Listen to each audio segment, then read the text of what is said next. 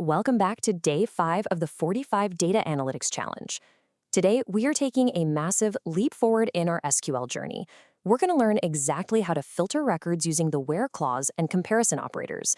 These are absolutely essential commands that let us pull exactly the data we need from a database, making our queries so much smarter.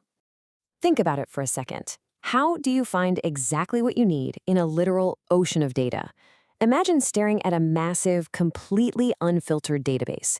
Trying to find one specific thing without drowning in irrelevant information is a real headache for data analysts. So we need a specific, highly powerful solution. We can't just passively look at everything, we've got to filter it. Which brings us to what is the where clause, the ultimate filtering tool.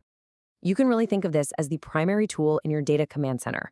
A where clause is essentially a command used to select only those records that satisfy a specific condition. So instead of dumping every single record from a table onto your screen, it acts like a magnifying glass, retrieving only the required information. For instance, instead of scrolling through an entire school roster, you just pull the students with marks above 80. Or maybe you just want to display employees from the IT department. The where clause makes that happen. Next up, comparison operators, which are all about defining your search parameters. So, the where clause doesn't really work alone. It relies heavily on comparison operators. These are the mathematical modifiers that actually make our filters function. You've got your standard ones like equal to, greater than, less than, greater than or equal to, less than or equal to. And that last one, with the two angle brackets facing each other, that actually means not equal to. We use these to define exact mathematical conditions. So to find employees younger than 25, you just use the less than symbol. Need exactly the IT department? Hit it with the equal sign.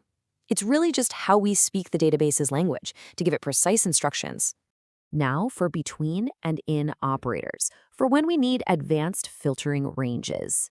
Once you've got the basics down, you're going to need to handle slightly more complex queries.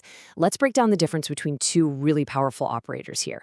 The between operator is your go-to when you want to select continuous values within a specified range.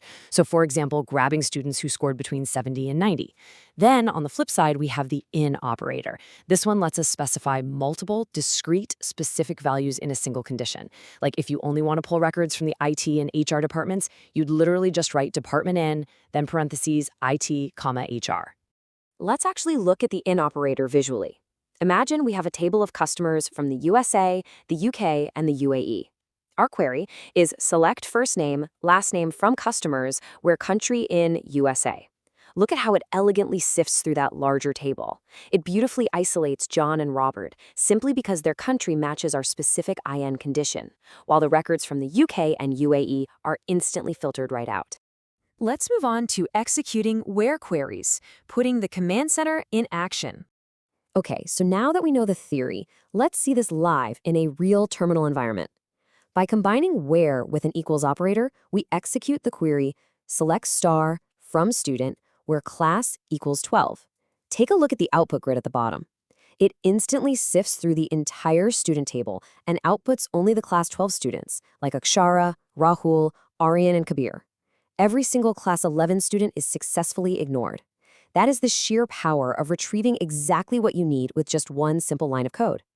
And of course, we have real-life applications, taking this way beyond the syntax. You might be wondering, why does this really matter to you? Well, because these definitely aren't just academic exercises. In schools, administrators use the where clause every single day to find high-performing students or pinpoint those who might need a little extra help. In the financial sector, banks are constantly using it to search massive databases for specific and maybe even fraudulent transactions. And in healthcare, hospitals use these exact filters to quickly pull up critical metrics. We're talking finding diabetic patients over 65 or tracking 30-day readmission rates to avoid penalties. SQL really is the bridge between raw data and real-world impact. That brings us to our Day 5 summary and task, your mission. Just to quickly recap, today we learned how to fundamentally shift our approach from just passively looking at data to actively interrogating it. We used the where clause, we mastered those mathematical comparison operators, and we leveled up with the between and in operators to handle ranges and multiple specific values. You now have the actual skills to smartly filter databases. And just as a quick heads up, tomorrow we're going to take all this newly filtered data and organize it by exploring the order by, distinct, and top clauses. But before we get to tomorrow, here is your specific mission for today. I want you to open your SQL terminal and write a query to display students whose marks are greater than 75. Use what you've just learned. How exactly will you apply the where clause and the correct comparison operator to solve this? I absolutely can't wait to see you tackle it. Get coding, stay totally focused, and I will see you in the next explainer. Because honestly, once you know how to filter out all the noise, what kind of secrets will you uncover in your data?